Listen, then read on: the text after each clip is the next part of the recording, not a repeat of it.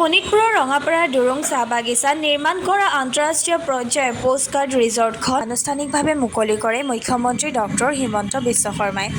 ৰাজ্যৰ চাহ পৰ্যটন পৰিকাঠামো শক্তিশালী কৰাৰ উদ্দেশ্যে পুৰণি চাহ বাগিচাসমূহৰ বাংলোসমূহক চাহ পৰ্যটনৰ কেন্দ্ৰলৈ ৰূপান্তৰ কৰাৰ বিষয়ে ৰাজ্য চৰকাৰে ইতিমধ্যে বাজেটত ঘোষণা কৰিছিল। ৰাজ্যৰ পৰ্যটন বিভাগৰ সহযোগত আন্তঃৰাষ্ট্ৰীয় পৰ্যায়ৰ হোটেল কোম্পানী পোষ্টকাৰ্ডে দুৰুং চাহ বাগিচাত আন্তঃৰাষ্ট্ৰীয় মানৰ হোটেল আৰু ৰিজৰ্ট নিৰ্মাণ কৰিছে। এই ৰিজৰ্টখনে ৰাজ্যৰ চাহ অৰ্থনীতিক অধিক টনকিয়াল কৰিব বুলি মুখ্যমন্ত্ৰীয়ে মন্তব্য কৰে। ইয়াৰ পূৰ্বে মুখ্যমন্ত্ৰীগৰাকীয়ে ৰঙাপাৰা শিঙৰিজান চাহ বাগিচাত মধ্যস্থ ভোজনৰ কেন্দ্ৰীয় সমূহীয়া ৰান্ধনী ঘৰৰ শিলান্যাস কৰে। ২৫ কোটি টকাৰ ব্যয় সাপেক্ষে নিৰ্মাণ কৰা এই ৰান্ধনীশালৰ জৰিয়তে তেজপুৰ, ৰঙাপাৰা, নদুৱাৰ আৰু বৰছলা সমষ্টিৰ প্ৰায় ২৫,০০০ ছাত্ৰ-ছাত্ৰীক বিশুদ্ধভাৱে প্ৰস্তুত কৰা মধ্যস্থ ভোজনৰ আহাৰ যোগান ধৰা হ'ব।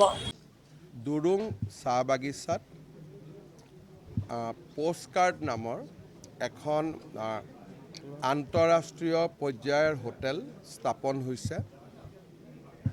অসম চৰকাৰে ২ বছৰ আগতে আমি বাজেটত ঘোষণা কৰিছিলোঁ যে পুৰণা টি গাৰ্ডেনৰ বাংলোসমূহক আমি টি টুৰিজিমৰ এটা কেন্দ্ৰবিন্দু হিচাপে ৰূপান্তৰ কৰিব পাৰোঁ। দুৰুং বাগিচাৰ স্বত্বাধিকাৰী মৃগেন জালানে পুৰণা বাংলোটোক আৰু বাগানৰ অতিৰিক্ত মাটি পোষ্টকাৰ্ডৰ লগত কথা পাতি সুন্দৰ এটা হোটেল বনাইছে।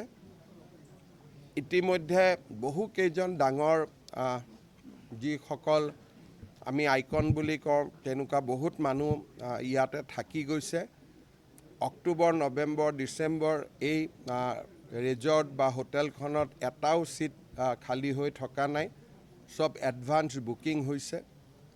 এটা খুব ধুনীয়া চাহ অৰ্থনীতি এটা গঢ়ি উঠিছে। মই পোষ্টকাৰ্ডকো ধন্যবাদ জনাইছোঁ, মৃগেন জালানকো ধন্যবাদ জনাইছোঁ আৰু এই গোটেই প্ৰকল্পটোত অসম চৰকাৰৰ পৰ্যটন বিভাগে আগভাগ লৈছিল, তেওঁলোককো মই ধন্যবাদ জনাইছোঁ। আৰু মই নিজে চালোঁ, খুব সুন্দৰ হোটেল। ইয়াতে মানুহে অসমৰ বাহিৰৰ পৰা মানুহ আহিছে, প্ৰতিদিনে এটা ৰুমৰ কাৰণে ৩০,০০০ টকা পৰ্যন্ত দিছে, যিটো এটা আমাৰ কাৰণে বহুত ডাঙৰ এটা সফলতা বা এচিভমেণ্ট বুলি ক'ব পাৰি। ইয়াতে বহুতকেইটা নতুন এক্সপিৰিয়েঞ্চো সংযোজন কৰা হৈছে। মই ভাবোঁ যে এইটো এটা বাটকটীয়াৰ ভূমিকা ল'ব, আগলৈ আৰু ভাল হ'ব।